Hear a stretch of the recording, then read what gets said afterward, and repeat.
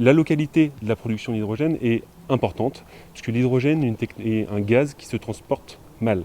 Il est donc important de pouvoir produire localement. Au niveau du territoire de la Manche, il y a aujourd'hui un potentiel qui est extrêmement important en termes de disponibilité de ressources d'énergie renouvelables, ce qui en fait aujourd'hui un territoire très important pour Life et pour cette collectivité pour développer l'hydrogène renouvelable. Alors l'idée de cette charte, c'est vraiment de montrer que demain, l'hydrogène renouvelable sera disponible sur le territoire et d'encourager l'ensemble des acteurs du territoire à développer les usages de l'hydrogène. Nous sommes le leader français des carrosseries frigorifiques pour poids lourds.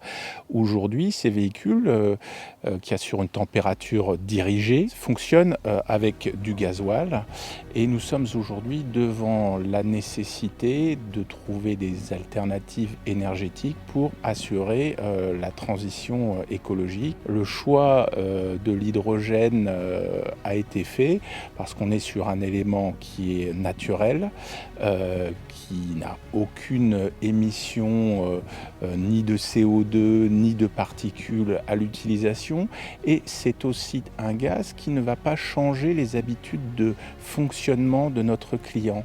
C'est-à-dire qu'on va faire le plein à la pompe comme si on mettait du gasoil finalement, mais là on est avec une énergie propre, et donc le client pourra garder la même façon de fonctionner qu'auparavant avec une large autonomie du véhicule, ce qui n'est pas le cas quand on fonctionne uniquement sur des batteries pour notre type d'activité. La Manche a été un des départements pionniers en France, donc bien entendu c'est quelque chose, nous, qui contribue à notre inspiration, qui contribue aussi à nous donner des signes que nous prenons un virage et nous avons fait un choix qui est un bon choix. Et donc nous travaillons de manière assez étroite avec le département, notamment sur un projet qui s'appelle Étire-Commanche, qui est un projet d'implantation de stations hydrogène sur le territoire.